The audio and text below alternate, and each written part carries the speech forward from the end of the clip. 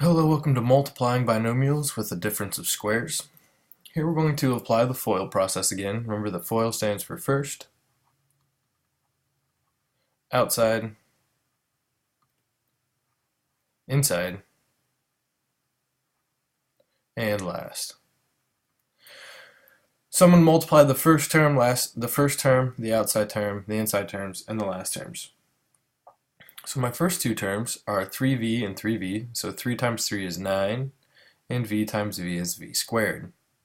My outside terms are 3v and negative 2, so 3 times negative 2 gives me negative 6v. My inside terms are 2v and 3v, so it's plus 2 times 3, which is 6v. And then my last terms are 2 times negative 2, which is negative 4. When I simplify these, negative 6 plus 6 is 0, so I get 9v squared minus 4.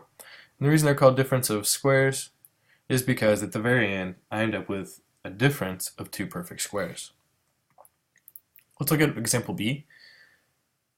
I'm going to apply the FOIL process again with x minus 4 and x plus 4. So x times x gives me x squared. My outside terms are x and 4, so that's positive 4x. My inside terms are negative 4 and x, so that's minus 4x. And then my last terms are 4 and 4, so that's plus 16.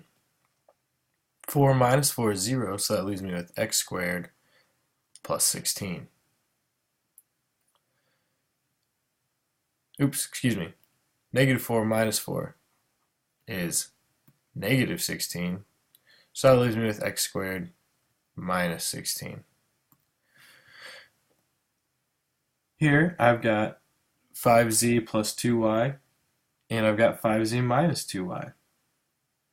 So I'm going to apply the FOIL process again. 5z times 5z, so that gives me 5 times 5 is 25, and z times z is z squared. Now I can multiply my outside terms. 5 times negative 2 gives me negative 10zy.